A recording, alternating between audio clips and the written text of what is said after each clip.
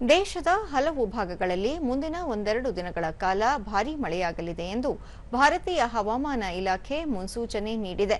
ಛತ್ತೀಸ್ಗಢ, ಗುಜರಾತ್, ಕೊಂಕಣ, ಗೋವಾ, ಮಧ್ಯಪ್ರದೇಶ, ಪೂರ್ವ ರಾಜಸ್ಥಾನ, ಮಹಾರಾಷ್ಟ್ರ, ಹಿಮಾಚಲ ಪ್ರದೇಶ, ಕರ್ನಾಟಕ, ಕೇರಳ, ಮಾಹೆ, ದೆಹಲಿ, ಹರಿಯಾಣ, ಚಂಡೀಗಢ, ಜಮ್ಮು ಮತ್ತು ಕಾಶ್ಮೀರ, ಲಡಾಖ್, ಒಡಿಶಾ, ಸೌರಾಷ್ಟ್ರ, ಕಚ್ ಹಾಗೂ ಉತ್ತರಾಖಂಡ ಮತ್ತು ಈಶಾನ್ಯ ರಾಜ್ಯಗಳಲ್ಲಿ ಮಳೆಯಾಗಲಿದೆ ಎಂದು ತಿಳಿಸಿದೆ. ಈ ನಡುವೆ ಗುಜರಾತ್ನಲ್ಲಿ ಮುಂದಿನ 7 ದಿನಗಳವರೆಗೆ ಭಾರೀ ಮಳೆಯಾಗಲಿದೆ.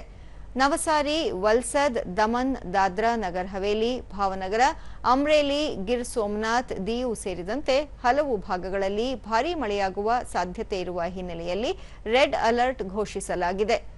ಅಹಮದಾಬಾದ್ನ ಭಾರತೀಯ ಹವಾಮಾನ ಇಲಾಖೆಯ ವಿಜ್ಞಾನಿ ಪ್ರದೀಪ್ ಶರ್ಮಾ ಪ್ರತಿಕ್ರಿಯಿಸಿ, ಗುಜರಾತ್ನ ಹಲವು ಜಿಲ್ಲೆಗಳಲ್ಲಿ ಭಾರೀ ಮಳೆಯಾಗಲಿರುವ ಹಿನ್ನೆಲೆಯಲ್ಲಿ ಮುಂದಿನ 5 ದಿನಗಳ ಕಾಲ ಮೀನುಗಾರರು ಸಮುದ್ರಕ್ಕೆ ಇಳಿಯದಂತೆ ಸೂಚಿಸಿದ್ದಾರೆ.